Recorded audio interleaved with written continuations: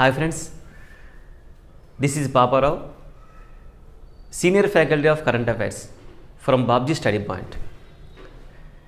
Friends, ఈ మధ్యకాలంలో మన ప్రధానమంత్రి నరేంద్ర మోదీ గారు ఒక ప్రముఖ సంస్థ యొక్క సర్వసభ్య సమావేశంలో పాల్గొని ఆ సంస్థ యొక్క పనితీరుపై మరియు ఆ సంస్థ యొక్క విధి విధానాలపై, అంతేకాకుండా ఆ సంస్థ ఇటీవల అవలంబిస్తున్న తీరుపై గట్టిగా గళం విప్పడం జరిగింది. ప్రపంచంలో సమీకరణాలు చాలా వేగంగా మారుతున్నాయి. గత 8 మాసాల నుంచి భయంకరమైన కరోనా వైరస్తో ప్రపంచమంతా పోరాడుతూ ప్రపంచంలోని చాలా దేశాల్లో ప్రజలు చనిపోవటం జరిగింది, చనిపోతూ ఉన్నారు. అంతేకాకుండా ధనిక, పేద, చిన్న, పెద్ద దేశాలు అనే తేడా లేకుండా అన్ని దేశాల యొక్క ఆర్థిక వ్యవస్థలు చిన్నాభిన్నమైపోతున్నాయి. మరి ఇలాంటి పరిస్థితిలో ఈ ప్రముఖ సంస్థ ఏం చేస్తుంది? ఎక్కడ ఉంది? ఉంటే ఈ కరోనా వైరస్పై ఏదైనా ఉమ్మడి కార్యాచరణ ప్రణాళిక ప్రకటించిందా అని ప్రశ్నిస్తూనే, భారతదేశం ఖచ్చితంగా ఏదో ఒక రోజు కరోనా వ్యాక్సిన్ను తయారు చేస్తుంది. ఇలా తయారు చేసిన ఈ వ్యాక్సిన్ను ప్రపంచ దేశాలకు మానవతా దృక్పథంతో అందిస్తాము అని మన ప్రధానమంత్రి గారు చెప్పడం జరిగింది. ఈ మధ్యకాలంలోనే ఈ సంస్థ 75 వసంతాలను పూర్తి చేసుకొని 76వ వసంతంలో అడుగుపెట్టింది. ఫ్రెండ్స్, ఈపాటికే మీకు ఈ సంస్థ ఏంటో అర్థమై ఉంటుంది. ఈ సంస్థ పేరే యుఎన్ఓ, యునైటెడ్ నేషన్స్ ఆర్గనైజేషన్, ఐక్యరాజ్య సమితి. ఈ వీడియోలో యుఎన్ఓ మరియు దాని యొక్క అనుబంధ సంస్థల గురించి ఎక్స్ప్లెనేషన్ ఇస్తూ దానికి సంబంధించిన కరెంట్ అఫైర్స్ బిట్స్ డిస్కస్ చేసుకుందాం. ప్రీవియస్ ఎగ్జామ్స్లో ఇంచుమించుగా అన్ని ఎగ్జామ్స్లోనూ ఈ సంస్థ నుంచి క్వశ్చన్స్ రిపీటెడ్గా రావడం జరిగింది.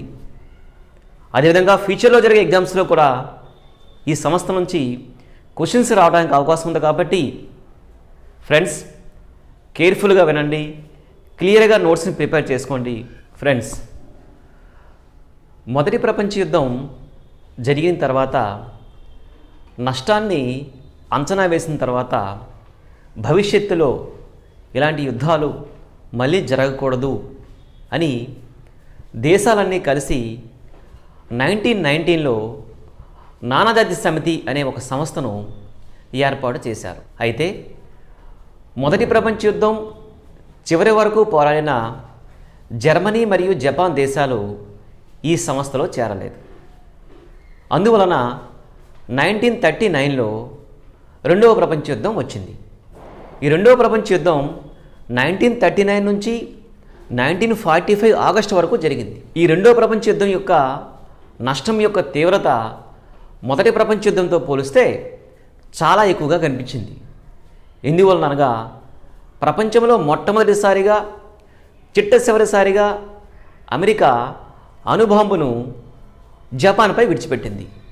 దీనివలన ఈ నష్టం యొక్క తీవ్రత చాలా ఎక్కువగా కనిపించింది. ఈ యుద్ధం ఇలా జరుగుతూ ఉండగానే 1941లో అప్పటి Britain prime minister Winston Churchill మరియు అమెరికా అధ్యక్షుడు ఫ్రాంక్లిన్ రూజ్వెల్ట్ ఒక సీక్రెట్ మీటింగ్ పెట్టి భవిష్యత్తులో ఇలాంటి యుద్ధాలు మళ్ళీ జరగకూడదు, జరిగితే చాలా నష్టపోతాము, ప్రపంచం మొత్తం శాంతి మార్గంలో నడిపించాలి, అందుకు ఒక బలమైన ఒక పవర్ఫుల్ సంస్థని ఏర్పాటు చేయాలి అని డిస్కస్ చేసుకొని ఒక ప్రతిపాదన చేశారు. ఈ ప్రతిపాదనే అట్లాంటిక్ చార్టర్. ఫ్రెండ్స్, ఇక్కడ మీరు ఒకసారి అబ్జర్వ్ చేస్తే ఇది అట్లాంటిక్ చార్టర్. అంటే 1941లో ఈ అట్లాంటిక్ చార్టర్ అనేటువంటిది రావడం జరిగింది. ఈ అట్లాంటిక్ చార్టర్ ఏంటి అంటే వాళ్ళు చేసినటువంటి ప్రతిపాదన ఏదైతే ఉందో ఆ ప్రతిపాదనే అట్లాంటిక్ చార్టర్గా చెప్పుకోవచ్చు. ఈ అట్లాంటిక్ చార్టర్ నుంచి వచ్చిందే ఈ ఐక్యరాజ్య సమితి. ప్రీవియస్ ఎగ్జామ్స్లో ఈ క్వశ్చన్ చాలాసార్లు వచ్చిందండి. ఏంటంటే యుఎన్ఓ స్థాపనకు కారణభూతమైనది ఏది అంటే ఈ అట్లాంటిక్ చార్టర్. సో ఈ అట్లాంటిక్ చార్టర్ అనేటువంటిది ఇంపార్టెంట్. సో ఈ అట్లాంటిక్ చార్టర్పై మొట్టమొదటిసారిగా సంతకం చేసింది ఎవరు అంటే విన్స్టన్ చర్చిల్ మరియు ఫ్రాంక్లిన్ రూజ్వెల్ట్. యుఎన్ఓ పదాన్ని మొట్టమొదటిసారిగా సూచించిన వ్యక్తి ఫ్రాంక్లిన్ రూజ్వెల్ట్. 1942లో ఈ అట్లాంటిక్ చార్టర్లో అమెరికా, బ్రిటన్, చైనా, రష్యా ఈ 4 దేశాలు చేరిన తర్వాత ఇంకో 22 దేశాలు ఈ చార్టర్లో చేరడం జరిగింది. ఈ 4 దేశాలు ఇంకో 22 దేశాలు కలిసి యుఎన్ డిక్లరేషన్ను 1942లో చేయడం జరిగింది. యుఎన్ డిక్లరేషన్ తర్వాత ఐక్యరాజ్య సమితి ఏ విధంగా పనిచేయాలి, ఐక్యరాజ్య సమితిలో ఎవరుండాలి, ఎవరి యొక్క పని ఏంటి అని ముందుగా తెలుసుకోవడానికి ఒక చార్టర్ను ప్రిపేర్ చేయడం జరిగింది. ఈ చార్టర్ను 1945 జూన్లో తయారు చేశారు. ఈ చార్టర్ పేరే యుఎన్ చార్టర్.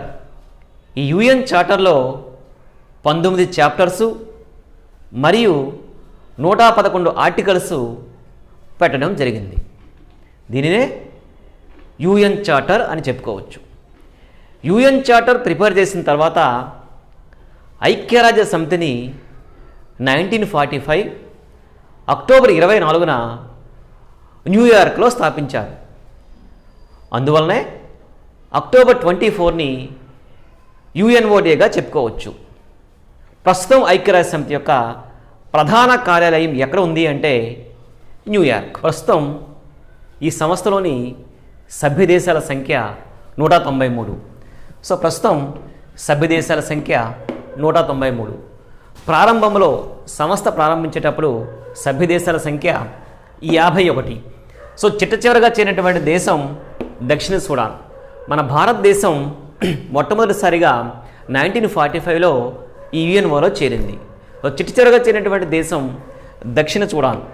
ఇది ఎప్పుడు చేరిందంటే 2011లో చేరింది. తర్వాత ఈ సంస్థ యొక్క మొట్టమొదటి సమావేశం లండన్లో జరిగింది. లండన్లో 1946లో జరిగింది.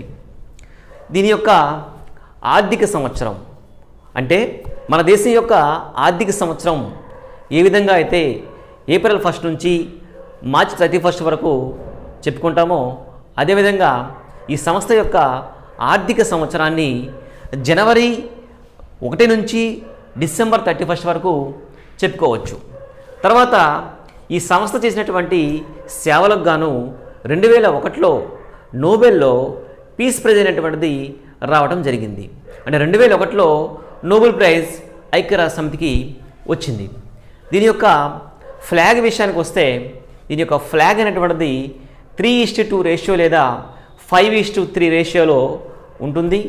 అదేవిధంగా దీని యొక్క చిహ్నం 2 ఆలివ్ కొమ్మల మధ్య ఒక గ్లోబ్ అనేటువంటిది ఉంటుంది. ఈ 2 ఆలివ్ కొమ్మలు శాంతిని సూచిస్తాయి. ఈ గ్లోబ్ అనేటువంటిది ప్రపంచాన్ని సూచిస్తుంది. సో దీని యొక్క చిహ్నం అనేటువంటిది ఎగ్జామ్ పాయింట్ ఆఫ్ వ్యూలో చాలా ఇంపార్టెంట్ అండి. ప్రీవియస్ ఎగ్జామ్స్లో ఈ 2 ఆలివ్ కొమ్మలు దేనిని సూచిస్తాయి అని అడగడం జరిగింది. సో ఆన్సర్ ఏంటంటే శాంతిని సూచిస్తాయి అని చెప్పుకోవచ్చు. అదేవిధంగా ఈ సంస్థ యొక్క ప్రాంతీయ కార్యాలయం ఈ మధ్యకాలంలో ఇరాక్ రాజధాని బాగ్దాద్లో ప్రారంభించి ఈ సంస్థ స్థాపించడం వెనుక ప్రధానమైన లక్ష్యాలు ఏంటి అని అంటే ప్రధానంగా 4 లక్ష్యాలు ఉన్నాయి. ఆ 4 లక్ష్యాల్లో మొట్టమొదటిది to maintain international peace and security, అంతర్జాతీయ భద్రతను కాపాడుతూ అంతర్జాతీయంగా శాంతిని పెంపొందించడం. 2 to develop friendly relations among the nations, ఐక్యరాజ్య సమితిలో ఉన్న సభ్య దేశాల మధ్య ఒక ఫ్రెండ్లీ నేచర్ని క్రియేట్ చేస్తూ ఒక ఫ్రెండ్లీ రిలేషన్ క్రియేట్ చేయవలసినటువంటి రెస్పాన్సిబిలిటీ ఈ సంస్థ తీసుకోవాలి. 3 to cooperate in solving international problems and secure human rights. మానవ హక్కులను కాపాడుతూ ఇంటర్నేషనల్ అంటే అంతర్జాతీయంగా ఏవైనా 2 దేశాల మధ్య గొడవలు వస్తే అది తీర్చవలసినటువంటి బాధ్యత ఐక్యరాజ్య సమితి తీసుకోవాలి. చివరగా 4వది harmonising the actions of nations. అంటే ఏదైనా దేశం తీసుకున్నటువంటి నిర్ణయాలపైన ఒక అబ్జర్వేషన్ ఉంచాలి. ఈ 4 లక్ష్యాల కారణంగా ఐక్యరాజ్య సమితి స్థాపించడం జరిగింది. ఈ సంస్థ యొక్క ప్రధాన భాషలు 6 ఉన్నాయి. ఈ ప్రధాన భాషలు 1 ఇంగ్లీష్, 2 చైనీస్ లేదా Mandarin, 3 Russian, 4 French, 5 Spanish, 6 Arabic. మరి ప్రపంచంలో అత్యధికంగా ఎక్కువ మంది మాట్లాడుతున్నటువంటి భాష ఏది అంటే చైనీస్. దీన్నే మాండరిన్ అని కూడా అంటారు. చివరగా చేరినటువంటి భాష ఏంటి అంటే అరబిక్. ఇకపోతే దీంతో పాటుగా ఈ సంస్థలో 6 అంగాలు కలవు. ఈ 6 అంగాలు 1 సాధారణ సభ, దీన్నే జనరల్ అసెంబ్లీ అని కూడా అనుకోవచ్చు. 2 భద్రతా మండలి, దీన్నే సెక్యూరిటీ కౌన్సిల్గా చెప్పుకోవచ్చు. 3 ఆర్థిక సామాజిక మండలి, సోషల్ అండ్ ఎకనామిక్ కౌన్సిల్. 4 ధర్మకర్తృత్వ మండలి, దీన్నే ట్రస్టీషిప్ కౌన్సిల్గా చెప్పుకోవచ్చు. 5 అంతర్జాతీయ న్యాయస్థానం ICJ, international court of justice. 6 సచివాలయము, సెక్రటేరియట్. సో ఈ 6 అంగాలు ఐక్యరాజ్య సమితిలో ఉండడం జరిగింది. ఇప్పుడు మనం ఈ 6 అంగాల గురించి ఒక్కొక్కటి ఎక్స్ప్లెనేషన్ చేసుకుంటూ వెళ్దాం. మొదటిది సాధారణ సభ లేదా జనరల్ అసెంబ్లీ. ఈ సాధారణ సభలోని మొత్తం సభ్య దేశాల సంఖ్య 193. అదేవిధంగా ఈ సాధారణ సభ యొక్క ప్రధాన కార్యాలయం న్యూయార్క్లో కలదు. ఇటీవల ఈ సాధారణ సభ యొక్క సర్వసభ్య సమావేశాలు జరిగాయి. అవి 75వ సర్వసభ్య సమావేశాలు. ఇంతకు మునిపే మనం డిస్కస్ చేసాం. ఈ 75వ సర్వసభ్య సమావేశంలో మన ప్రధానమంత్రి పాల్గొని దానిపై కమెంట్స్ అనేటువంటివి చేయడం జరిగింది. ఈ సాధారణ సభలోని ఈ 193 దేశాలు ఓటింగ్లో పార్టిసిపేట్ చేసి భద్రతా మండలి లేదా సెక్యూరిటీ కౌన్సిల్లో ఉన్న ఈ సభ్య దేశాలు, ఈ తాత్కాలిక సభ్య దేశాలు ఏవైతే ఉన్నాయో ఈ తాత్కాలిక సభ్య దేశాలను, అదేవిధంగా ఆర్థిక సామాజిక మండలిలోని సభ్య దేశాలను, అదేవిధంగా అంతర్జాతీయ న్యాయస్థానంలో యొక్క జడ్జీలను ఓటింగ్ ద్వారా ఎన్నుకోవటం జరుగుతుంది. జనరల్ అసెంబ్లీ యొక్క సర్వసభ్య సమావేశాలు ప్రతి సంవత్సరం సెప్టెంబర్ మాసంలో ప్రారంభమవుతాయి. ఈ సమావేశాలకు ఒక అధ్యక్షుడిని ఎన్నుకోవడం జరుగుతుంది. ప్రస్తుత అధ్యక్షుని యొక్క పేరు ఏంటంటే వాల్కాన్ బాజ్గిర్. ఈయన టర్కీ దేశానికి చెందినటువంటి వ్యక్తి. మరి ఈ అధ్యక్షుని యొక్క పదవీ కాలం 1 సంవత్సరం పాటు ఉంటుంది. ఫ్రెండ్స్, ప్రీవియస్ ఎగ్జామ్స్లో ఈ క్వశ్చన్ అనేటువంటిది రావడం జరిగింది. ఐక్యరాజ్య సమితి యొక్క సాధారణ సభ యొక్క అధ్యక్షుని పదవీ కాలం ఎన్ని సంవత్సరాలు? 1 సంవత్సరం పాటు చెప్పుకోవచ్చు.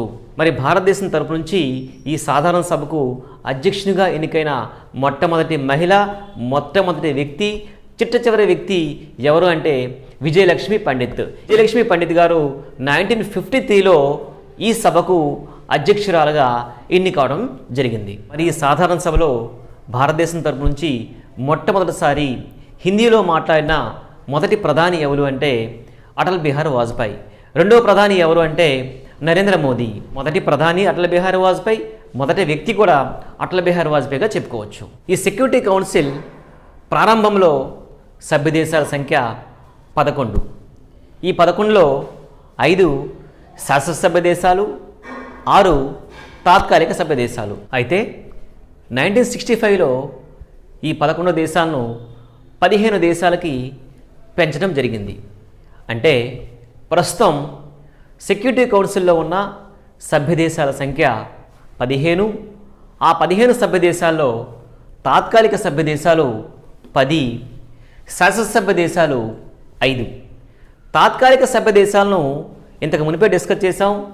ఐక్యరాజ్య సమితి యొక్క సాధారణ సభలోని సభ్య దేశాలు ఓటింగ్ ద్వారా ఎన్నుకోవడం జరుగుతుంది. ఈ తాత్కాలిక సభ్య దేశాల యొక్క పదవీ కాలం 2 సంవత్సరాలు. ఈ బిట్ చాలాసార్లు రిపీట్ అయిందండి. తాత్కాలిక సభ్య దేశాలు యొక్క పదవీ కాలం ఎన్ని సంవత్సరాలు? 2 సంవత్సరాలు. ఈ తాత్కాలిక సభ్య దేశంగా ఇటీవల భారతదేశం 8వసారి 2021-22 గాను ఏషియా పసిఫిక్ రీజియన్ నుంచి, గుర్తుపెట్టుకోవాలండి, ఏషియా పసిఫిక్ రీజియన్ నుంచి 8వసారి ఎన్నికవడం జరిగింది. మొట్టమొదటిసారిగా భారతదేశం ఈ తాత్కాలిక సభ్య దేశంగా 1950 నుంచి 51 వరకు ఎంపిక అవడం జరిగింది. అదేవిధంగా చిట్టచివరిసారిగా 2011-12 గాను ఎన్నికవడం జరిగింది. 2011-12 నుంచి ఎన్నికైనటువంటిది 7వసారి అయితే 2021-22కు ఎన్నికైనటువంటి నంబరింగ్ను 8గా తీసుకోవచ్చు.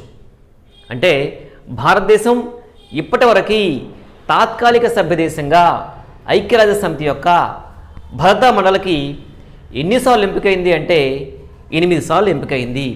ఈ 8వసారి భారతదేశం ఏ ప్రాంతం నుంచి ఎంపికైంది అంటే ఏషియా పసిఫిక్ రీజియన్. ఐక్యరాజ్య సమితి ఈ ప్రపంచాన్ని 5 రీజియన్స్గా డివైడ్ చేయడం జరిగింది. అందులో మొదటిది Africa, 2 Asia Pacific region, 3 Latin America మరియు Caribbean islands, 4 eastern Europe, 5 western Europe and other countries. ఈ విధంగా 5 రీజియన్స్గా డివైడ్ చేసింది. సో మన దేశం ఏషియా పసిఫిక్ రీజియన్కు చెందింది కాబట్టి ఈ ఏషియా పసిఫిక్ రీజియన్ నుంచి 8వసారి 2021-22 గాను మనం ఆల్రెడీ చెప్పాం. ఈ తాత్కాలిక సభ్యదేశం యొక్క పదవీ కాలం 2 సంవత్సరాలు. అంటే 2021 జనవరి 1 నుంచి 2022 డిసెంబర్ 31 వరకు తాత్కాలిక సభ్యదేశంగా గుర్తింపు పొందింది. ఇకపోతే శాశ్వత సభ్య దేశాలు 5 అని మనం డిస్కస్ చేసాం కదండి. ఆ 5: 1 America, 2 Britain, 3 Russia, 4 China, 5 France. ఈ శాశ్వత సభ్య దేశాలకి వీటో పవర్ అనే ఒక స్పెషల్ పవర్ ఉంటుంది. వీటో అనగా ప్రతిఘటించుట, అంటే the power of negative voting. ఇంకా క్లియర్గా చెప్పాలంటే సెక్యూరిటీ కౌన్సిల్లో ఏదైనా ఒక ఇంపార్టెంట్ రెజల్యూషన్ పాస్ చేయాలంటే సెక్యూరిటీ కౌన్సిల్ యొక్క సభ్య దేశాలైన ఈ 15 దేశాల్లో ఖచ్చితంగా 9 దేశాలు ఈ రెజల్యూషన్కు పాజిటివ్గా ఓటు వేయాలి. పాజిటివ్గా ఓటు వేస్తే ఈ రెజల్యూషన్ అనేటువంటిది పాస్ అవుతుంది. అయితే శాశ్వత సభ్య దేశాలు ఈ 5 ఏ దేశమైనా ఈ వీటో పవర్ను ఉపయోగించి నెగిటివ్ ఓటింగ్ వేస్తే ఈ రెజల్యూషన్ అనేటువంటిది పాస్ అవ్వదు. ఫ్రెండ్స్, క్లియర్గా వినండి. ఏం చెప్తున్నానంటే,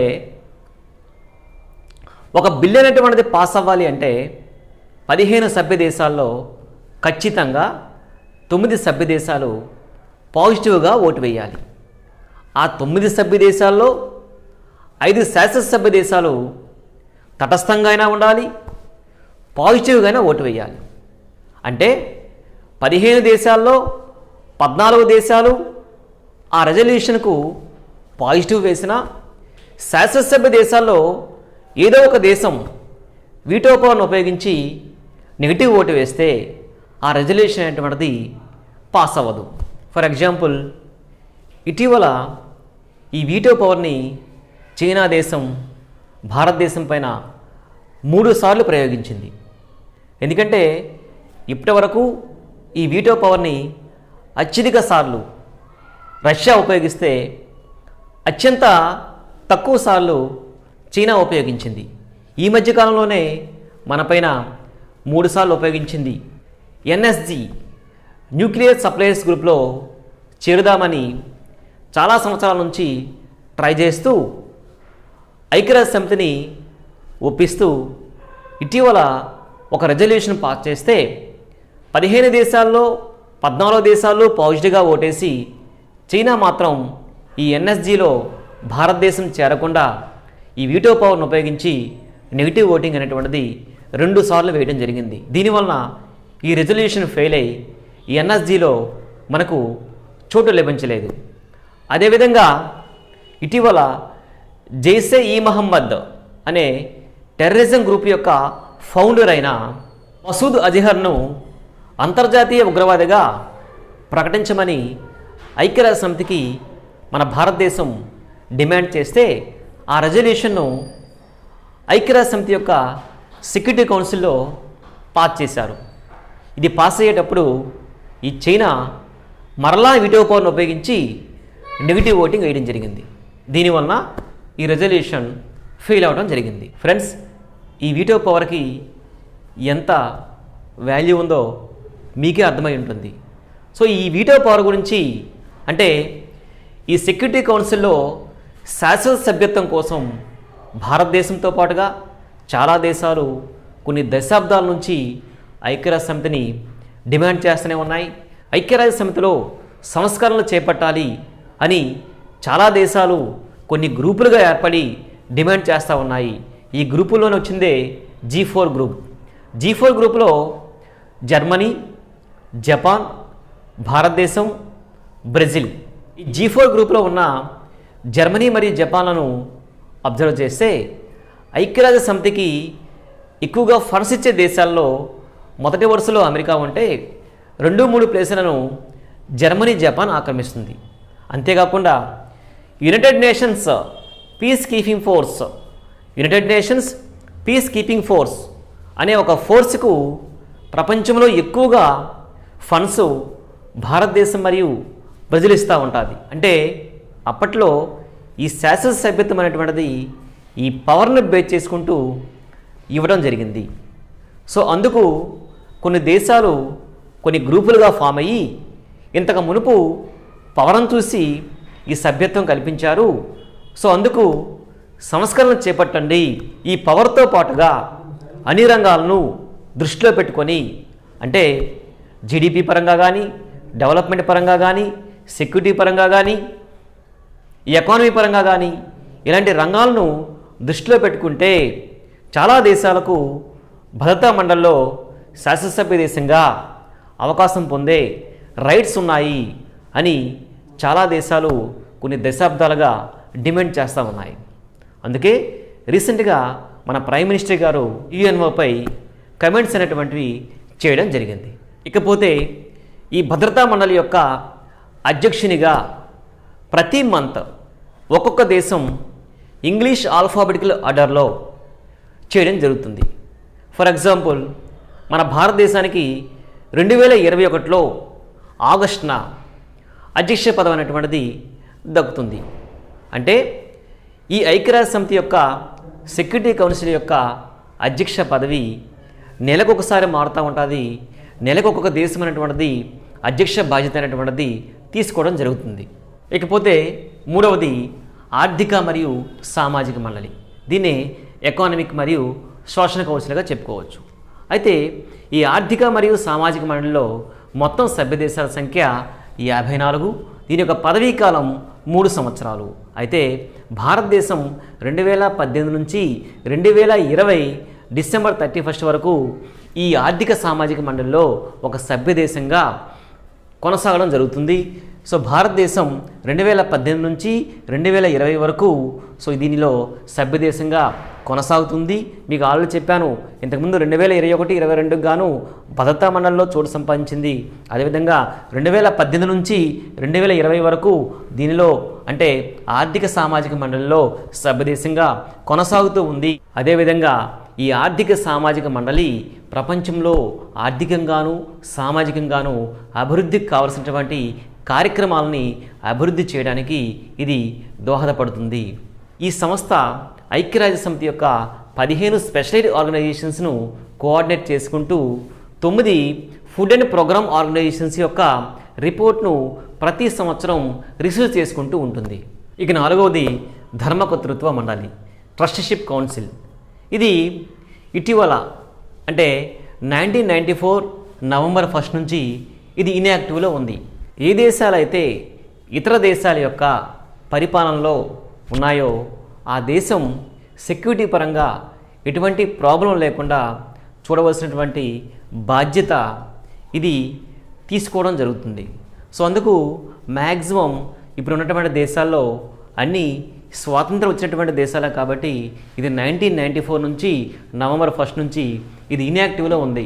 ఫ్రెండ్స్, లాస్ట్ టైం ఎగ్జామ్స్లో మీకు ఐక్యరాజ్య సమితి యొక్క అంగాలలో ఈ క్రింది అంగం ఇన్యాక్టివ్గా ఉంది, అది ఏది అని అడగటం జరిగింది. అది ధర్మకర్తృత్వ మండలి ఎప్పటి నుంచి ఇన్యాక్టివ్లో ఉంది అంటే 1994 నవంబర్ 1. యాక్చువల్గా దీంట్లో సభ్య దేశాల సంఖ్య, శాసనసభ్య దేశాలు ఏవైతే ఉన్నాయో ఈ 5 దేశాలు మాత్రమే ఉంటాయి. ఇక 5వది అంతర్జాతీయ న్యాయస్థానం. దీన్నే ఇంటర్నేషనల్ కోర్ట్ ఆఫ్ జస్టిస్. దీని యొక్క ముఖ్య ఉద్దేశం ఏవైనా సభ్య దేశాల మధ్య తగాదాలు వచ్చేటప్పుడు తీర్చవలసినటువంటి రెస్పాన్సిబిలిటీ ఈ న్యాయస్థానం తీసుకుంటుంది. కాబట్టి దీన్ని అంతర్జాతీయ న్యాయస్థానంగా చెప్పుకోవచ్చు. దీని యొక్క ప్రధాన కార్యాలయం నెదర్లాండ్స్లోని ద హేగ్లో కలదు. దీనిలోని మొత్తం న్యాయమూర్తుల సంఖ్య 15 మంది. ఈ న్యాయమూర్తుల యొక్క పదవీ కాలం 9 సంవత్సరాలు. ఈ న్యాయమూర్తులలో ఒక సీనియర్ న్యాయమూర్తిని అధ్యక్షంగా ఎంపిక చేస్తారు. ఈ అధ్యక్షుని యొక్క పదవీ కాలం 3 సంవత్సరాలు. అయితే ప్రస్తుతం ఈ ఐసీజే యొక్క అధ్యక్షుడు ఎవరు అంటే అబ్దుల్ క్వావి యూసుఫ్. ఈయన ప్రస్తుతం ఈ ఐసీజే యొక్క అధ్యక్షుడు. మరి భారతదేశం తరపు నుంచి అధ్యక్షునిగా ఎవరింతకు ముందు చేశారు అంటే జస్టిస్ నాగేందర్ సింగ్. అంతేకాకుండా ప్రస్తుతం భారతదేశం నుంచి ఈ ఐసీజే యొక్క న్యాయమూర్తుల్లో వన్ ఆఫ్ ది న్యాయమూర్తిగా కొనసాగుతున్నటువంటి పర్సన్ ఎవరు అంటే జస్టిస్ దల్వీర్ భండారీ. ఈయన రెండవసారి ఈ ఐసీజీలో భారతదేశం యొక్క తరపు నుంచి కొనసాగడం జరుగుతుంది. అంతేకాకుండా భారతదేశం తరపు నుంచి ఇప్పటి వరకు 4 వ్యక్తులు ఈ అంతర్జాతీయ న్యాయస్థానంలో న్యాయమూర్తులుగా పనిచేయడం జరిగింది. అందులో మొట్టమొదటి పర్సన్ బిఎన్ రావు, బెనగల నరసింగారావు, రెండో వారు నాగేందర్ సింగ్, 3 ఆర్ఎస్ పేతక్, 4 జస్టిస్ దల్వీర్ భండారీ. ఈ 4 వ్యక్తులు ఈ ఐసీజీలో న్యాయమూర్తులుగా పనిచేయడం జరిగింది. అయితే ఇప్పటి వరకు ఈ అంతర్జాతీయ న్యాయస్థానంలో భారతదేశం 6 సార్లు కేసులు వేయడం జరిగింది. చిట్ట చివరి 6వ కేసు ఇటీవల 2019 జూలైలో తీర్పు మన భారతదేశానికి ఫేవర్గా రావడం జరిగింది. ఈ తీర్పు, ఈ కేసు దేనికి సంబంధించిందంటే ఒక నేవీ ఆఫీసర్ అయిన కులభూషణ్ జాదవ్ అనే పర్సన్కి సంబంధించినటువంటి కేసు ఇది. 2016లో ఇరాన్లో ఈ నేవీ ఆఫీసర్ ఒక బిజినెస్ పర్పస్ వెళ్ళినప్పుడు పాకిస్తాన్ యొక్క ఆర్మీ ఈయనను ఉగ్రవాది మరియు స్పైయింగ్ చేసినటువంటి పర్సన్ అని 2016లో పాకిస్తాన్ ఆర్మీ ఈ కులభూషణ్ జాదవ్ను అపహరించి పాకిస్తాన్ యొక్క కోర్టులో పెట్టడం జరిగింది. 2017లో ఈ కులభూషణ్ జాదవ్కు ఈ పాకిస్తాన్ యొక్క ఆర్మీ కోర్టు మరణశిక్ష విధించింది. అయితే వియన్నా ఒప్పందం ప్రకారం ఎవరైనా డిఫెన్స్ సంబంధించినటువంటి పర్సన్ను ఒక దేశం అపహరించేటప్పుడు లేదా పట్టుకునేటప్పుడు ఖచ్చితంగా అవతల దేశానికి ఇన్ఫర్మేషన్ పాస్ చేయాలి. అయితే 2016లో అపహరించినటువంటి ఈ పాకిస్తాన్ ఆర్మీ భారతదేశానికి ఇన్ఫర్మేషన్ పాస్ చేయకుండా 2017లో మరణశిక్ష విధించిన తర్వాత పాకిస్తాన్ కోర్టు భారతదేశానికి చెప్పడం జరిగింది. అప్పుడు భారతదేశం అంతర్జాతీయ న్యాయస్థానంలో కేసు వేయడం జరిగింది. ఏంటి కేసు అంటే వియన్నా ఒప్పందాన్ని పాకిస్తాన్ క్రాస్ చేసింది, దీనివలన ఈయన యొక్క మరణశిక్షను ఆపాలి అని రిక్వెస్ట్ చేస్తూ కేసు వేయడం జరిగింది. దీంతో మన జూలై 2019లో ఈ తీర్పు అనేటువంటిది మనకు ఫేవర్గా రావడం జరిగింది. ఈ తీర్పులో ఈ మరణశిక్షను ఇమీడియట్గా ఆపండి అని స్టే విధించడం జరిగింది. ఇక చిట్ట చివరి మరియు 6వ భాగమైనటువంటి సచివాలయము లేదా సెక్రటేరియట్ గురించి ఎక్స్ప్లెనేషన్ చేసుకుందాం. ఫ్రెండ్స్, సచివాలయము లేదా సెక్రటేరియట్, సో దీని యొక్క ప్రధాన కార్యాలయము న్యూయార్క్లో ఉంది. అయితే ఈ సచివాలయం యొక్క అధికారిగా సెక్రటరీ జనరల్ అనే ఒక పర్సన్ ఉంటాడు. ఈ సెక్రటరీ జనరల్ను ఐక్యరాజ్య సమితి యొక్క సాధారణ సభలోని సభ్య దేశాలు ఎన్నుకోవడం జరుగుతుంది. అయితే ప్రస్తుతం ఐక్యరాజ్య సమితి యొక్క సచివాలయం యొక్క జనరల్ సెక్రటరీ లేదా సెక్రటరీ జనరల్ ఎవరు అంటే యాంటోనియో గ్లుటర్స్ అండి. యాంటోనియో గ్లుటర్స్ ఈయన ప్రస్తుతం 9వ జనరల్ సెక్రటరీ. ఓకే, ఈయన ఏ దేశానికి చెందిన పర్సను అంటే పోర్చుగల్ దేశానికి సంబంధించినటువంటి పర్సను. ఈయన పోర్చుగల్ దేశానికి సంబంధించిన పర్సన్. అదేవిధంగా ఈ సచివాలయం యొక్క జనరల్ సెక్రటరీ యొక్క పదవీ కాలం ఎన్ని సంవత్సరాలు అంటే 5 సంవత్సరాలు. మరి భారతదేశం తరపు నుంచి ఈ జనరల్ సెక్రటరీకి పోటీ చేసినటువంటి వ్యక్తి ఎవరు అంటే శశి థరూర్ అండి. ఈయన కేరళ రాష్ట్రానికి చెందినటువంటి వ్యక్తి. ఈ శశి థరూర్ ఇంతకు మునుపు కాంగ్రెస్ ప్రభుత్వంలో ఒక మినిస్ట్రీగా కూడా పనిచేయడం జరిగింది. సో శశి థరూర్ ఈయన భారతదేశం నుంచి ఈ సెక్రటరీ జనరల్ పోస్ట్కి పోటీ చేసినటువంటి వ్యక్తి. అదేవిధంగా ఈ సచివాలయం యొక్క మొట్టమొదటి సెక్రటరీ జనరల్ ఎవరు అంటే ట్రిగ్వేలి. ఈ ట్రిగ్వేలి అనే ఆయన నార్వే దేశానికి చెందినటువంటి వ్యక్తి. అదేవిధంగా సెక్రటరీ జనరల్గా కొనసాగుతూ చనిపోయినటువంటి వ్యక్తి హమ్మర్స్ డాగ్ వోల్డ్ అనేటువంటి ఒక వ్యక్తి చనిపోవడం జరిగింది. సో ఈయన స్వీడన్ దేశానికి చెందినటువంటి వ్యక్తి. మరియు ఏషియా ఖండం నుంచి మొట్టమొదటిసారిగా ఈ సెక్రటరీ జనరల్గా పనిచేసిన వ్యక్తి ఉత్థాంట్. సో ఫ్రెండ్స్, ఇప్పటివరకు మనం ఐక్యరాజ్య సమితిలో ఉన్నటువంటి మొత్తం భాగాలు మరియు ఐక్యరాజ్య సమితికి సంబంధించినటువంటి మొత్తం ఇన్ఫర్మేషన్ మొత్తం మనం డిస్కస్ చేయడం జరిగింది. సో ఇది ఎగ్జామినేషన్ పాయింట్ ఆఫ్ వ్యూలో ఇది చాలా ఇంపార్టెంట్ అండి. కాబట్టి క్లియర్గా నోట్స్ను ప్రిపేర్ చేసుకోండి. ఫ్రెండ్స్, ఇప్పటివరకు మనం ఐక్యరాజ్య సమితి దాంట్లో ఉన్న భాగాల గురించి తెలుసుకున్నాం కదా. ఇప్పుడు దాని యొక్క అనుబంధ సంస్థల గురించి తెలుసుకునే ముందు మీరు ఒకసారి ఇక్కడ అబ్జర్వ్ చేస్తే ఈ మొత్తం అనుబంధ సంస్థలు అండి. సో ఈ అనుబంధ సంస్థలు 2 టైప్స్ మనం తీసుకోవచ్చు. ఒకటి స్పెషలైజ్డ్ అనుబంధ సంస్థలు, 2 ఫండ్స్ అండ్ ప్రోగ్రామ్స్ చెప్పి అంటామండి. సో ఈ రెండు విధాలుగా మనం డివైడ్ చేయొచ్చు. సో ఫస్ట్ స్పెషలైజ్ తీసుకుంటే మొత్తం ఎన్ని అంటే 15. సో ఈ 15 వీటిని ఏమంటారంటే స్పెషలైజ్డ్ ఏజెన్సీస్ అండి. ఈ స్పెషలైజ్డ్ ఏజెన్సీస్ ఎవరు కోఆర్డినేట్ చేస్తారంటే ఐక్యరాజ్య సమితి యొక్క ఎకానమిక్ అండ్ సోషల్ కౌన్సిల్ అని గుర్తుపెట్టుకోవాలి. ఆర్థిక మరియు సామాజిక మండలి యొక్క ఆధ్వర్యంలో ఇవన్నీ మెయింటైన్ చేయడం జరుగుతుంది. So coordination of the economic and social council of the ఐక్యరాజ్య సమితి. సో ఎన్ని అంటే 15. అవి ఏంటి అంటే స్పెషలైజ్డ్ ఏజెన్సీస్ అండి. ఒకసారి మనం ఎక్స్ప్లెయిన్ చేస్తాను. సో ఫస్ట్ది ILO, international labour Organisation. Friends, ఇవి ఏవైతే నేను బోర్డు మీద రాసినటువంటి ఏవైతే special organisation and funds and programmes ఏవైతే ఉన్నాయో నెక్స్ట్ వీడియోలో దీని గురించి క్లియర్గా ఎక్స్ప్లెనేషన్ ఇస్తాను. సో జస్ట్ ఇప్పుడు ఏంటంటే ఎబ్రివేషన్ వరకు డిస్కస్ చేసుకుందాం. సో ఫస్ట్ది ILO, international labour organisation. 2 food and agriculture organisation. Next 3 United Nations education, scientific, culture organisation. 4 WHO world health organisation. 5 WIPO world intellectual property organisation. 6 ITU international telecom union. 7 WTO world trade organisation. 8 IMF international monetary fund. 9 WMO world meteorological organisation ప్రపంచ వాతావరణ సంస్థ. ఒకనండి. Next 10 ICAO international civil aviation organisation.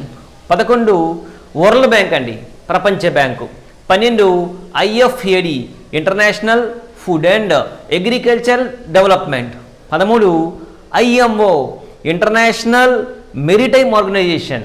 14 EPU UPU Universal Postal Union. Next 15 UNIDO, United Nations Industrial Development Organisation. So ఈ 15ని ఏమంటారంటే ఐక్యరాజ్య సమితి యొక్క స్పెషలైజ్డ్ ఏజెన్సీస్ అని చెప్పుకోవచ్చండి. నెక్స్ట్ ఇటువైపు వస్తే ఫండ్స్ అండ్ ప్రోగ్రామ్స్. ఇవి కూడా ఏజెన్సీసేనండి, ఇవి కూడా అనుబంధ సంస్థలేనండి. అయితే ఇక్కడ మనం అబ్జర్వ్ చేస్తే ఫండ్స్ అండ్ ప్రోగ్రామ్స్ ఇవి United nations social and economic కౌన్సిల్లో కోఆర్డినేట్ అవుతూ వర్క్ చేస్తాయండి. బట్ అయితే ఇవేంటంటే ప్రతి సంవత్సరం దీని యొక్క రిపోర్ట్ను ఆర్థిక సామాజిక మండలితో డిస్కస్ చేసుకోవాలి. ఇది పూర్తిగా కోఆర్డినేట్ చేసుకుంటారు. ఇది మాత్రం ఓన్లీ రిపోర్ట్ మాత్రమే ఎకనామిక్ అండ్ సోషల్ కౌన్సిల్కి ఇవ్వడం జరుగుతుందండి. సో ఇందులో మొత్తం 9 ఆర్గనైజేషన్స్ ఉన్నాయి. ఆ 9 ఏంటంటే UNICEF, United Nations international children's education fund, చూడండి ఇక్కడ ఫండ్స్ అండ్ ప్రోగ్రామ్స్. ఓకేనండి.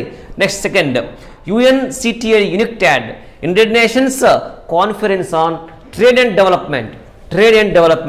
3 UNDFW, United Nations development funds for women. Next 4 UNDP, United Nations development programme. 5 UNEP, United Nations environmental programme. Next 6 UNHCR, United Nations high commission for refugees. ఓకేనండి, refugees. Next 7 UNFPA, United Nations funds for population activities. 8 WFP, World Food Programme. 9 UN Habitat, United Nations Habitat. ఈ 9 ఆర్గనైజేషన్స్ని కలిపి funds and ప్రోగ్రామ్స్గా చెప్పుకోవచ్చు. Friends, ఈ 15 organisations మరి ఈ 9 organisations ఇవన్నీ కలిపి ఐక్యరాజ్య సమితి యొక్క అనుబంధ సంస్థలుగా చెప్పుకోవచ్చు. మరి ఇప్పటి వరకు ఈ ఐక్యరాజ్య సమితి గురించి, ఐక్యరాజ్య సమితి యొక్క అనుబంధ సంస్థల గురించి మనం డిస్కస్ చేశామండి. సో ఈ మధ్య కాలంలో ఈ సంస్థ నుంచి, ఐక్యరాజ్య సమితి నుంచి ఏవైతే కరెంట్ అఫైర్స్ వచ్చాయో అవి కూడా డిస్కస్ చేసుకుందాం. ఐక్యరాజ్య సమితి యొక్క ఆర్థిక మరియు సామాజిక మండలి యొక్క అధ్యక్షునిగా ఇటీవల మునీర్ అక్రమ్ అనే ఒక పర్సన్ ఎన్నుకోవడం జరిగింది. మీకు ఆల్రెడీ చెప్పానండి, మనం డిస్కస్ చేసాం. ఆర్థిక సామాజిక మండలిలో ఉన్నటువంటి ప్రెసిడెంట్ అనేటువంటి పర్సన్ ఎవరు ఎన్నుకుంటారంటే ఆ సంస్థలో ఉన్నటువంటి సభ్య దేశాలన్నీ కలిపి ఎన్నుకోవడం జరుగుతుంది. సో అందులో ఉన్నటువంటి మొత్తం సభ్య దేశాలు 54. సో ఈ 54 దేశాలన్నీ కలిపి సో అధ్యక్షునిగా మునీర్ అక్రమ్ అనేటువంటి పాకిస్తాన్కు చెందినటువంటి ఒక పర్సన్ను ఎన్నుకోవడం జరిగింది. మరి ఈ ఆర్థిక మరియు సామాజిక మండలి యొక్క అధ్యక్షుని యొక్క పదవీ కాలం ఎన్ని సంవత్సరాలు అంటే 1 సంవత్సరం పాటు ఉంటుంది. మనం ఆల్రెడీ ఇంతకుముందు డిస్కస్ చేసామండి. ఫర్ ఎగ్జాంపుల్, సాధారణ సభ యొక్క అధ్యక్షుని యొక్క పదవీ కాలం 1 సంవత్సరం పాటు ఉంటుంది.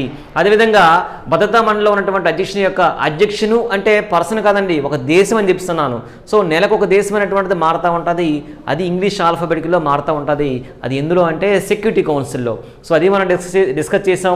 అదేవిధంగా సచివాలయం తీసుకుంటే సచివాలయంలో సెక్రటరీ జనరల్ యొక్క పదవీ కాలం 5 సంవత్సరాలు. సెక్రటరీ జనరల్ యొక్క పదవీ కాలం ఎన్ని సంవత్సరాలు అండి? 5 సంవత్సరాలు. అదేవిధంగా ICJ, అంతర్జాతీయ న్యాయస్థానంలో ఉన్నటువంటి ఈ అధ్యక్షుని యొక్క పదవీ కాలం 3 సంవత్సరాలు.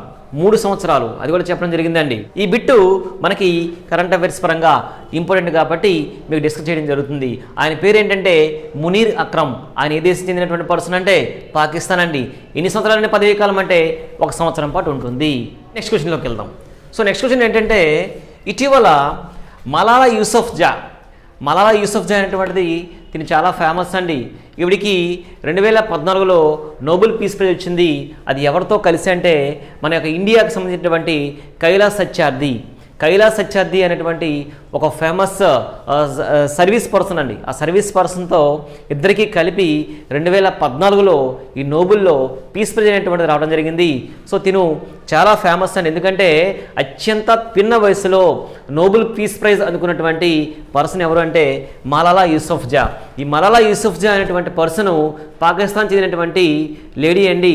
సో తినను రీసెంట్గా ఐక్యరాజ్య సమితి ఈ డెకేడ్ యొక్క ఈ దశాబ్దం యొక్క ఫేమస్ టీనేజర్గా ప్రకటించడం జరిగింది.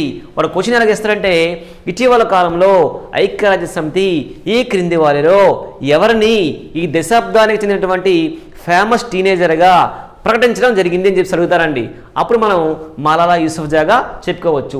లేదు ఇంకోలా అడుగుతారండి, మలాలా యూసఫ్జాని ఇటీవల ఐక్యరాజ్య సమితి ఈ దశాబ్దానికి ఫేమస్ టీనేజర్గా ప్రకటించింది కదా, మరి మలాలా యూసఫ్జా ఏ దేశానికి చెందినటువంటి వ్యక్తి అంటే పాకిస్తాన్. మూడో క్వశ్చన్ ఏంటంటే, ఐక్యరాజ్య సమితి ఇప్పటివరకు ఇండస్ట్రీలో జరిగినటువంటి ప్రమాదాలు ఏవైతే ఉన్నాయో ఆ ప్రమాదాలకు సంబంధించి మొత్తం ఇన్వెస్టిగేషన్ చేసిన తర్వాత ఇప్పటి వరకు జరిగినటువంటి ఈ ఇండస్ట్రియల్ ప్రమాదాలలో అత్యంత భయంకరమైన అత్యంత దారుణమైన ప్రమాదం ఏది అని తేల్చిందంటే ఈ భోపాల్ యొక్క సంఘటన అండి.